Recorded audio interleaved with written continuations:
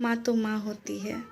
माँ से बढ़कर इस दुनिया में कोई नहीं होता और माँ वो सब कर सकती हैं जो कोई नहीं कर सकता दुनिया में।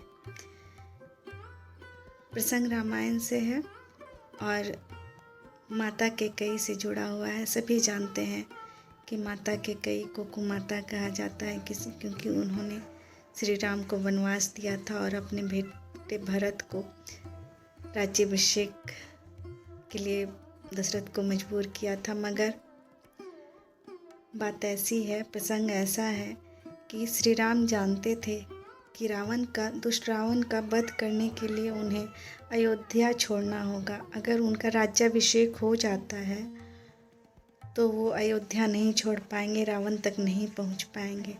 इसलिए उन्होंने सभी तीनों माताओं से माता कैकेयी को चुना और उनसे विनती की कि माता आप पिता से कहिए कि मुझे वन भेज दे।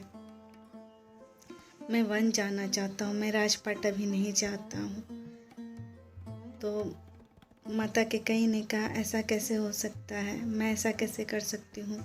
मैं सभी बच्चों में सबसे ज़्यादा तुम्हें प्रेम करती हूँ, बचपन से तुम्हें पाला पोसा है, अब मैं ऐसा नहीं कर सकती।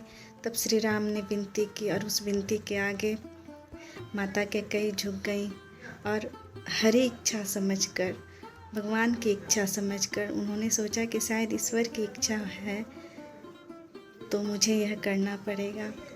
श्री राम ने कहा माता आपको बदनामी झेलनी होगी, आपको कुमाता का पद मिलेगा, लेकिन अगर कर सकती हो तो मेरे लिए करिए।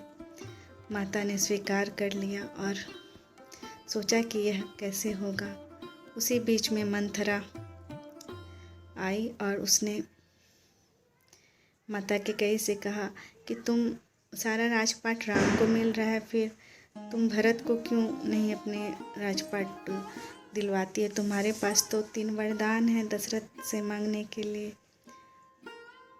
तो माता कैकेयी को एक बहाना मिल गया और उसने दशरथ से अपना पहला वर मांगा कि श्री राम को वनवास दिया जाए और अपना दूसरा वर मांगा कि भरत को राज्याभिषेक कराया जाए। अगर राज्याभिषेक नहीं होगा तो श्री राम कैसे वन में जाएंगे।